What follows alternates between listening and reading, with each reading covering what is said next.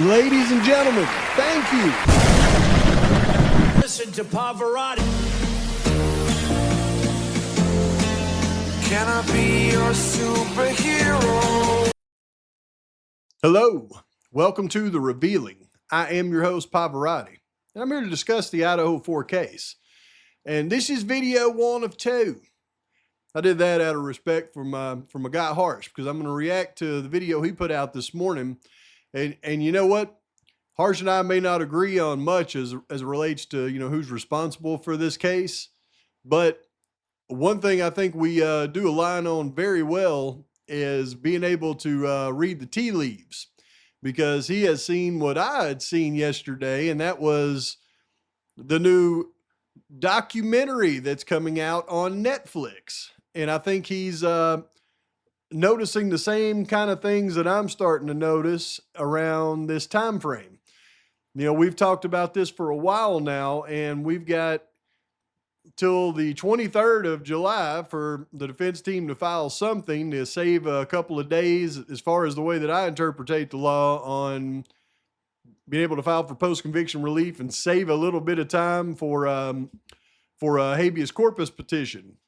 The way that I interpret the law, if he waits until September 3rd, he loses his ability to file habeas corpus if that's denied. So it's critical right now. I mean, it is absolutely critical. Now, you got till September 3rd to file the post-conviction relief, which, if my determination is correct, and this whole time it's been a backroom deal on the post-conviction relief, then the habeas corpus wouldn't even come into play, and, they would already have a preset deal made. And everything I see in the documents that come out, I mean, good grief. I mean, I wish there was something in there that even showed they had any kind of evidence. It's just more and more evidence against it.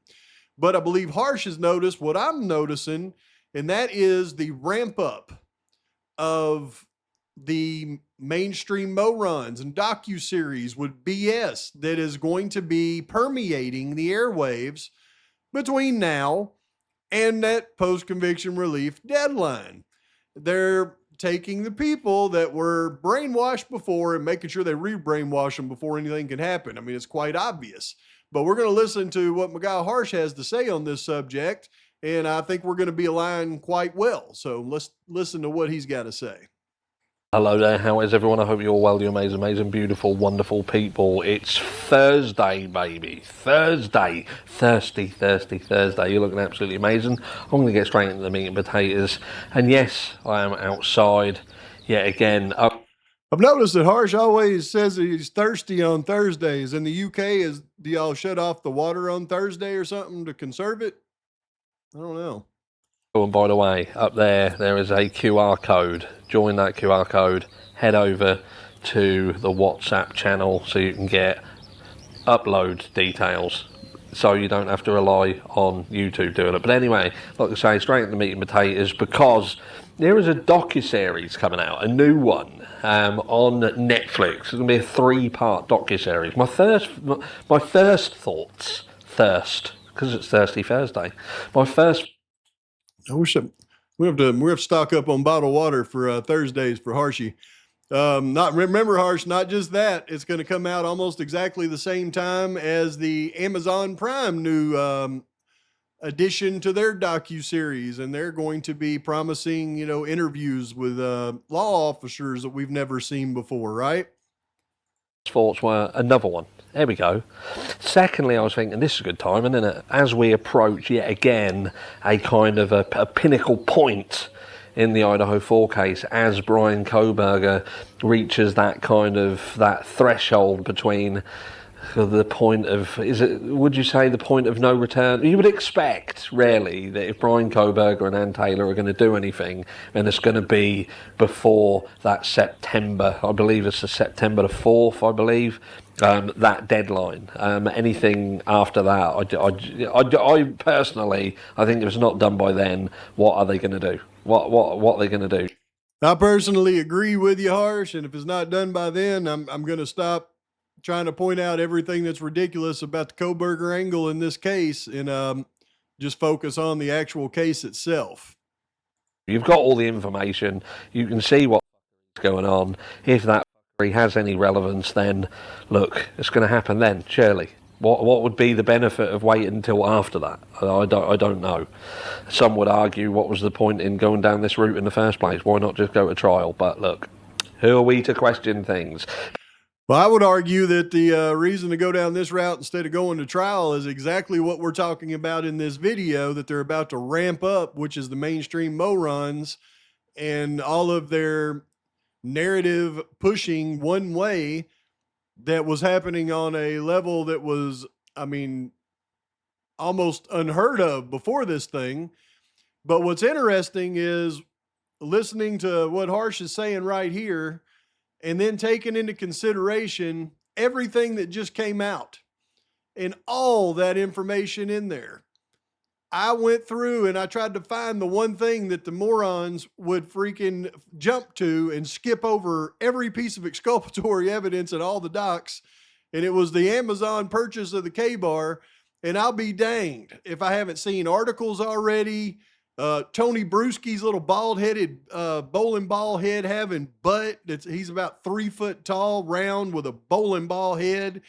And, you know, I would like to stick my fingers in his forehead and bowl his head down the lane and see if I can get a strike with it. All of them come out and that's what they focus on, just like I predicted. So it's like there's this, I don't even know if you can say it was all just the mainstream morons and, you know, working together for this crap. I mean, I think it's like some kind of psychosis, like Koberger. It's literally Koberger derangement syndrome. You got Pav derangement syndrome and Koberger derangement syndrome. But yeah, so the timing of it, again, seems to be quite perfect. You can just go on Google and put in the Idaho 4 case or Brian Koberger, and all you're met with is attack after attack after attack after attack. It's the $8 million. It's the gruesome autopsy information. But this was a new one. He's exactly right. That's another thing with the $8 million. Why would they focus on how much this trial cost the taxpayers at this point? Because they're anticipating they're anticipating post-conviction relief. There's no other way around it. They're wanting to put that number out in front of the public. So when Brian files, they can say, look, it's already cost the taxpayers $5 million or $8 million or whatever. Now he's filing for post-conviction relief. He wants to spend more money, and it's designed to turn everybody in the world against him even further. It's like I don't know if it's a coordinated attack, but it's got to be coordinated from a certain extent. But then couple that with Koberger derangement syndrome, and I mean, it just works for them. And I don't know if we can combat, you know, entities this big and strong, but we'll try. It says Idaho murders docuseries revisits the question Brian Koberger never answered, and that is, why did he kill them? So, you know what, that's a hook. That's a hook, because we don't have any information. We don't have a motive. We have nothing. There's literally no connection whatsoever, despite what Muppets on Reddit might have you believe. There was no connection. There was no stalking. He weren't reaching into their DMs. He weren't doing anything. Again, how many times do you have to tell people the same thing? But this is the problem, you see, because another statement that was made in this was that what you're going to see in this series is a series of interviews.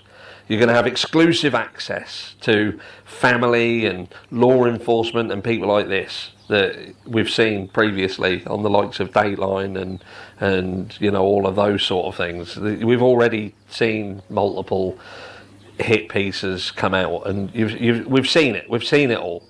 But one of the biggest and weirdest statements of it all within this article, it literally says that you're going to see never before seen footage, including never before seen body cam footage, literal body.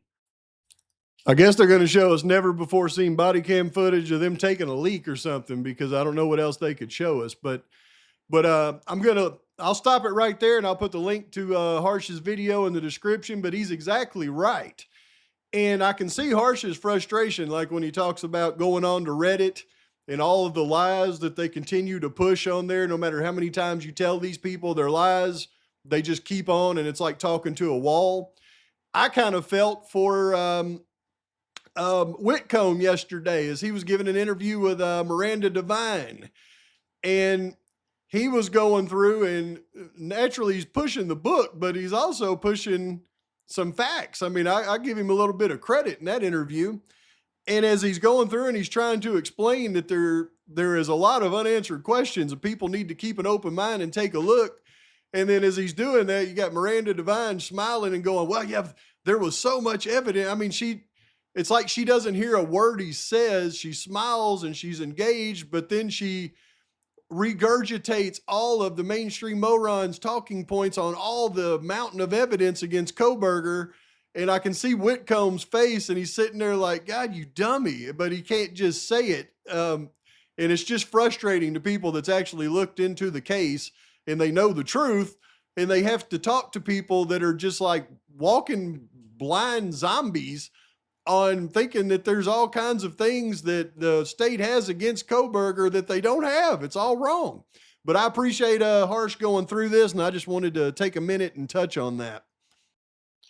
But I just thought that was a really good point that Harsh was making there, and I wanted to express to people out there that be prepared. Be prepared, because we're about to go into what I believe is going to be an onslaught of nonsense, because for one, I know they were anticipating at some point when the defense expert reports came out, because I mean, I can go through it. I can pick them apart all day long on the scenario around the crime scene, especially as it relates to Kaylee. And the more I go through the nodal report, I mean, there is so many things that he's noted in there.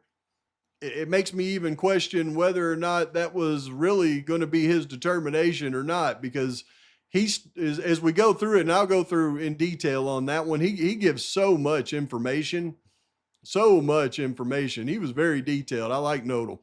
I don't like his interpretation around the living room, but I don't understand how anybody could ignore that, because I mean, we're talking about, he's noting spatter stains all over the living room. We know what a spatter stain is. That's somebody being attacked.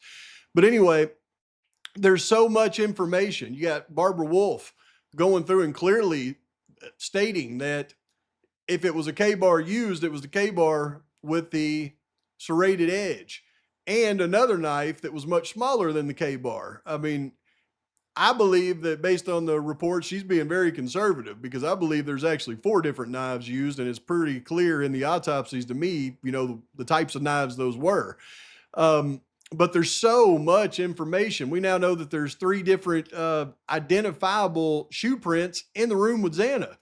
We got a different shoe print outside the door of Dylan's room. None of them match each other. There's 4 different shoe impressions that they have.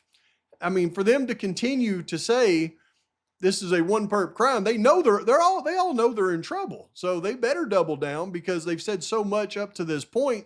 They're all going to look so stupid. They look stupid now. They've got to be reading these reports and know how stupid that they look.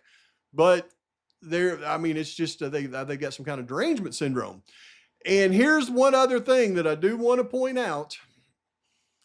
And I've been trying to hint to this now for a while, because when I first seen the statements come out from Turvey and from Whitcomb about the hair in Ethan's hand, well, I immediately wanted to believe it like everybody else and come up with, you know, scenarios, whose hair that could be. And then the closer I looked, I started to back off, and y'all know I did. And I started to say things like, well, I mean, you know, that really could have been Xana's hair, and then I just shut up about it, because one thing was weird to me is, why would they point out that hair when I knew that the FBI had gone through and they had done the micro analogy comparing it to Koberger, and it didn't match Koberger, and they tried to hide it from the defense, and there was just a lot of weird stuff around it, but they did not go through and mention unknown male B, D, the L5 fingerprint, and all of the evidence that I knew was strikingly obvious that it was somebody else involved in this crime.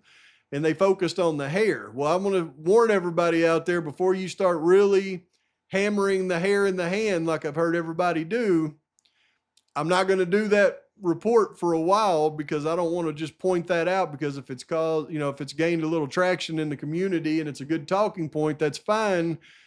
But I'll just implore people, if you go through all those released documents, go through them with a fine comb. You're going to come across the document about the hair analysis of the hair in Ethan's hand. And what you're going to see from that analysis is not going to be what you want to see, I assure you. Please like and subscribe to this channel. Post your comments, thoughts, criticisms. Till next time, I got another one coming to you here shortly. It's going to be a banger. Pav's out.